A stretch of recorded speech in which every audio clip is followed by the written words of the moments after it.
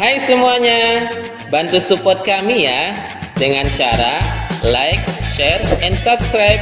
Dan jangan lupa tekan tombol notifikasinya ya, agar kamu bisa update video-video selanjutnya.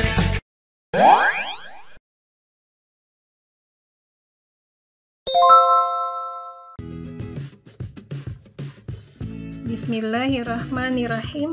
Assalamualaikum. Bagaimana kabar anak-anak di rumah? Semoga kalian tetap dalam keadaan sehat walafiat, selalu dalam lindungan Allah Subhanahu wa Ta'ala, dan tetap semangat belajar dari rumah.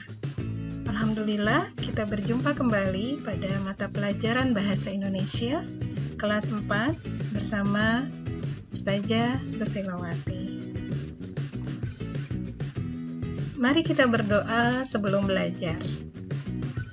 Bismillahirrahmanirrahim. Rabbi zidni ilma warzuqni fahma.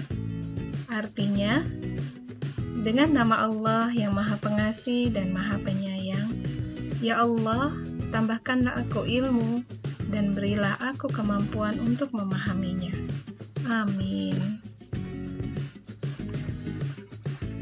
Pada kesempatan kali ini, pembelajaran kita adalah tema 8, yaitu daerah tempat tinggalku dengan kompetensi dasar KI 3 atau aspek pengetahuan adalah mencermati tokoh-tokoh yang terdapat pada teks fiksi. Dan KI 4 atau aspek keterampilan yaitu menyampaikan hasil identifikasi tokoh-tokoh yang terdapat pada teks fiksi secara lisan, tulis, dan visual. Materi pembelajaran kita adalah cerita fiksi. Dengan tujuan pembelajaran memahami ciri-ciri cerita fiksi atau mengetahui ciri-ciri cerita fiksi dan membedakan jenis-jenis cerita fiksi. Mari kita ingat pelajaran kita sebelumnya, yaitu tentang pengertian dari cerita fiksi. Adakah kalian yang masih mengingatnya apa yang dimaksud dengan cerita fiksi? Baik, cerita fiksi adalah cerita yang berisi kisah atau cerita yang dibuat berdasarkan khayalan atau imajinasi pengarang. Ya, cerita yang berisi kisah atau cerita yang dibuat berdasarkan khayalan atau imajinasi pengarang. Adapun ciri-ciri cerita fiksi diantaranya: 1. Cerita fiksi bersifat rekaan atau tidak fakta. 2. Cerita fiksi tidak menggunakan bahasa yang baku. 3. Cerita fiksi memiliki alur cerita. Dan 4. Cerita fiksi memiliki pesan moral atau amanat di dalam ceritanya. Sudah ingat? Oke, kita lanjutkan. Pada kesempatan hari ini, kita menguatkan informasi kita tentang jenis-jenis cerita fiksi. Adapun jenis-jenis cerita fiksi diantaranya adalah: pertama, ada cerita jenaka. Apa itu cerita jenaka? Cerita penghibur yang membangkitkan tawa, jenaka, keriangan, atau sindiran. Misalnya, ada pada cerita berjudul Si Kabayan. Cerita ini berasal dari daerah Jawa Barat. Lalu ada fabel. Kalian sudah tidak asing lagi dengan cerita fabel, yaitu cerita yang menggambarkan watak atau budi pekerti manusia yang diibaratkan pada hewan. Contohnya banyak, diantaranya yang sudah kalian kenal seperti kancil dan buaya. Lalu ada cerpen. Cerpen kepanjangannya adalah cerita pendek.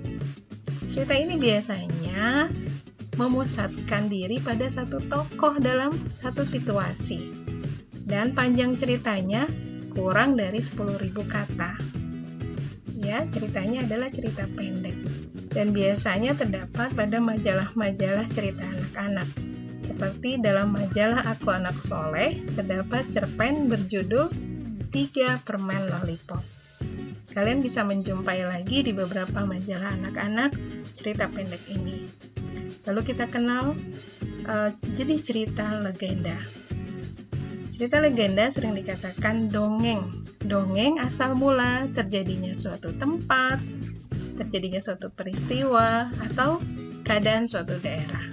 Contohnya, asal-usul Surabaya. Lalu terjadinya Gunung Tangkuban Perahu. Ini adalah legenda. Lalu ada pula jenis cerita fiksi yaitu saga atau sage. Merupakan cerita rakyat atau cerita lama yang berhubungan dengan sejarah. Di dalamnya menceritakan tentang keberanian, kepahlawanan, kesaktian, dan keajaiban seseorang.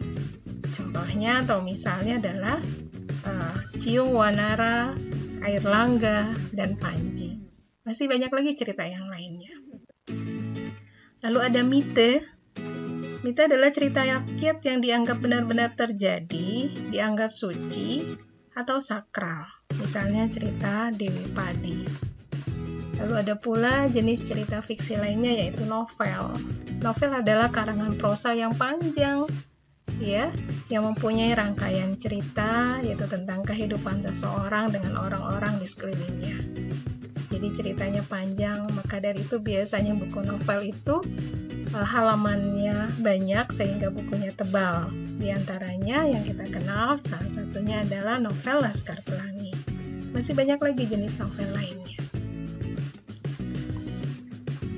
Nah, karya sastra bersifat fiktif. Apa yang dimaksud dengan fiktif? Artinya teks itu merupakan hasil kreativitas pengarang, ya, yang ditulisnya.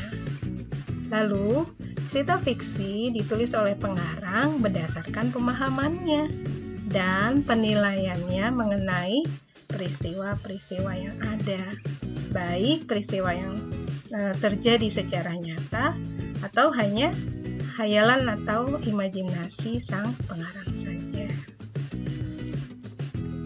Hikmahnya adalah, bila kalian ingin tahu, sesungguhnya di dalam Al-Quran itu terdapat banyak kisah-kisah penuh makna.